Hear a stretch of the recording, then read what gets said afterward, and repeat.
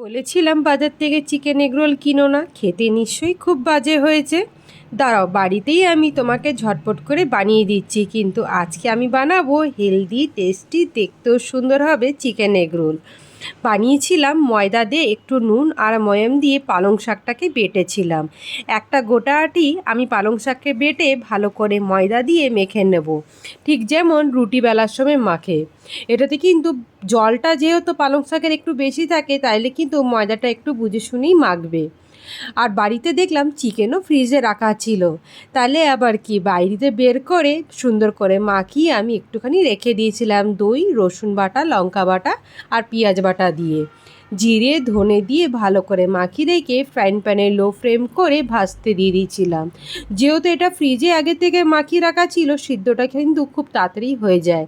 তাই chicken egg roll যদি বানাতে চাও, বাড়িতে যা যা জোগাড় থাকে এইভাবে কিন্তু বানাতে পারো। চিকেনটা একদমই কম্পালসারি নেই, চাইলে এগ দিয়েও খুব তাড়াতাড়ি করে বিকেলে এইভাবে বানিয়ে নিতে পারো। রুটিটাকে কিন্তু আমি একটু মোটা করেই বেলেছি, যেহেতু লাচ্ছা পরোটার মতন বেলবো, একটু মোটা করে। রাত্রে ডিনারটাও কিন্তু খুব সুন্দর করে পেট ভরা হয়ে যাবে। যদি চাও রাত্রে একটু শীতকালের দিন একটু কম কষ্ট করে বানানো, তাহলে কিন্তু এইভাবে চিকেন এগরোল একটা করে যদি মোটা করে বানাও, তাহলে রাত্রের ডিনার আরামসে হয়ে যাবে। রুটির মাঝখানে ভালো করে একটু বেশি করে তেল মাখিয়ে নিয়েছিলাম, তারপরে এরকম করে ভাঁজ করে বেলে নেবো।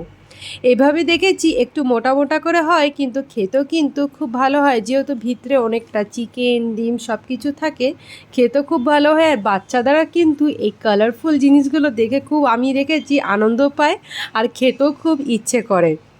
যে জিনিসটা ওরা সবজিতে খায় না, সেই জিনিসটা মনে হয় এই রুটির মধ্যে যদি মিক্সড করে দিই, ওদের স্বাস্থ্যের জন্যও ভালো আর খেতেও কিন্তু খুব ভালো হয়। ফ্রাইং প্যানের মধ্যে সুন্দর করে রুটিটাকে লম্বা লম্বা করে বেলেছি। আমি কিন্তু বেলার সময় আর কোনো ময়দা দিইনি, তেলের সাহায্যতেই বেলেছি। খুব সুন্দর করে কিন্তু দেখবে ছেড়ে ছেড়ে যাবে।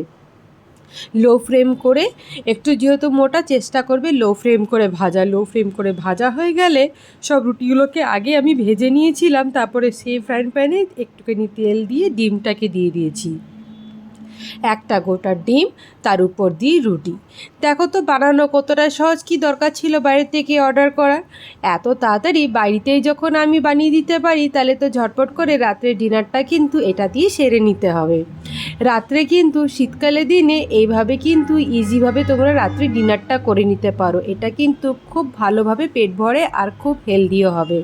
যেহেতু চিকেনটা বাড়িতেই বানানো ছিল, খুব সুন্দর করে খেতে লাগছিল, নরম আর জুসিও হয়েছিল। চিকেন ছোট ছোট করে আমি আরও ছিঁড়ে ছিঁড়ে দিয়েছিলাম। তার মাঝখানে শসা কুচি, পেঁয়াজ কুচি, এইগুলোই বাড়িতে যা যা ছিল সবগুলোকে দিয়ে, তার মধ্যে একটুখানি লেবু আর নুন, বিট নুন দিয়ে সস দিয়ে রেডি করে দিয়েছিলাম চিকেন এগরোল। এত সুন্দর খেতে লেগেছিল। কারা কারা ট্রাই করেছো আমাকে কিন্তু কমেন্ট করে অবশ্যই জানাবে। যারা যারা ট্রাই করোনি অবশ্যই কিন্তু এইভাবে ট্রাই করবে। চিকেন এগরোল তো অনেকভাবেই বানাও, প্লেন আমি জানি সবাই বানাতে পারো, কিন্তু এইভাবে ট্রাই করে দেখবে, খেতে কিন্তু খুব ভালো লাগবে। একটা পালং শাকের একটা আলাদা একটা স্মেল রুটিটার মধ্যে, যেটা হয়তো কেউ তোমাদের সাথে শেয়ার করবে না, কিন্তু এটা কিন্তু অবশ্যই পাবে। আর খেতেও কিন্তু খুব ভালো হবে, মনে হবে কিছু একটা পালং শাকের আছে, আর খেতেও খুব ভালো লাগবে। আর আমার এই ভিডিওটা যদি তোমাদের ভালো লেগে থাকে, কমেন্ট করে কিন্তু অবশ্যই জানিও। আর ভালো লাগলে লাইক করতে একদমই ভুলবে না। আর আমার পেজটাকে অবশ্যই ফলো করে দিও, যে তোমাদের কেমন লেগেছে, তাইলে আমি জানতে পারবো। কমেন্ট করে কিন্তু জানাতে ভুলবে না।